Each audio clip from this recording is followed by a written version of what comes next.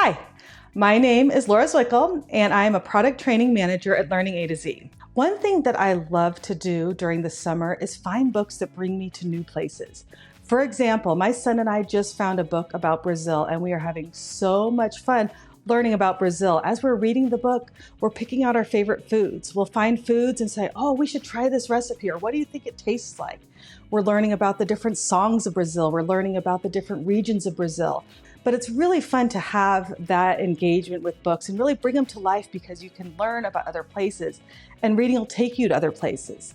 This will also build up your social studies skills, map skills, comprehension skills in reading nonfiction text, because as you're reading it, you're really learning about how to look for information and how to pull information from those books. These are just all different ways that you can really build fun this summer. You can build excitement. You can build a love of reading, a love of different types of books. Just take some chances with some new books and have fun with your child or student.